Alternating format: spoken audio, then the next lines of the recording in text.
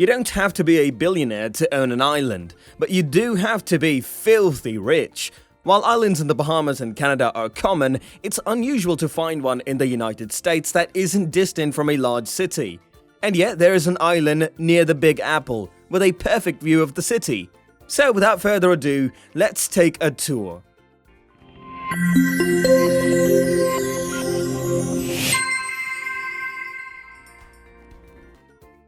Billy Rose. The old-time showman and poet knew a good party island when he saw one. When he owned Tavern Island in Connecticut, a 3.5-acre island named after its reputation as a speakeasy during Prohibition, he hosted some big parties there. The magnificent island has entertained a number of celebrities from the stage and cinema over the years, many of whom were invited by theater legend Billy Rose. For those of you who don't know him, Rose created lyrics for songs that have become embedded in the American Songbook, such as Me and My Shadow and It's Only a Paper Moon, during the 1920s and the 1930s. In the 1950s and the 1960s, Rose's parties drew Hollywood and New York's elite, including Marilyn Monroe and Maureen O'Sullivan. That's how the story goes, at least, and the story for this particular island is legendary. It has history dating back many centuries, when it was reportedly settled by Europeans in 1651 and occupied by the British during the American Revolution. Tavern Island, a private island refuge rich in history and fame, is a must-see for visitors searching for a showstopper. The island was first populated by European settlers in 1651, and it has been one busy place ever since. During the Revolutionary War, the 312-acre island survived the British invasion of Norwalk, Connecticut. Later, its location made it an important site for harbor pilots to lead vessels to land. And once they had landed safely, they would encourage captains and crew to enjoy some good old booze, hence the renaming as Tavern Island. Tavern Island's colorful past includes more than free-flowing champagne and high society visitors. The caretaker's cottage, which was initially used as housing for the harbor pilots, is said to have been rented by writer Lillian Hellman. The 2-bedroom, 2-bathroom home just oozes originality, because this is where he completed The Little Foxes in the late 1930s. For many years, Tavern Island was also home to the Falconer family, where Ian Falconer, author, illustrator, and set designer, grew up and went to school by boat.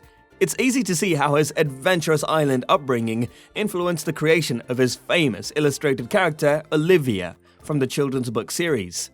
The main house, built in the Tudor style in 1900, uses native stone and other construction materials carried to the property by ox cart across frozen waterways. The gorgeous residence, surrounding grounds, and island infrastructure, which total more than 6,100 square feet, have all been expertly maintained by the current owners. A 13-room, 6,000 square foot stone manor house, a boathouse, a tea house, a caretaker's cottage, a maintenance shed, a deep water dock, 2 beaches, and an Olympic-sized swimming pool are all located on the property. There's also a gym. Every season is bikini season when your house has 3 beaches and a pool. It's also connected to the mainland for electricity and water, so there's no need to worry about generators failing or wells becoming contaminated. If something goes wrong and you need to summon help, you can always fire this random cannon. No one knows where it came from, but it sure is impressive. If and when cabin fever strikes, there's a small caretaker's cottage, a boathouse with guest rooms, and a little tea house on the property. However, since it's its own friggin' island, you can drink whatever you darn well please in there. Above the boathouse, you'll find the ideal setup for the kind of lofted game area you fantasized about in high school. There's also a large dinghy for transporting groceries, supplies, and non-celebrity visitors. Tavern Island's present owners have lived on the island year-round for more than 30 years, and they have done a fantastic job of preserving it through careful renovations and diligent care. The boathouse was restored in the 1990s and has a workshop with a workbench and saws, a bedroom and bathroom on the second floor, as well as a game area with a ping-pong table for wet days. If you are not in the mood to do anything but walk, you can always take some time to relax and appreciate the whimsical splendor of Connecticut's fall leaves.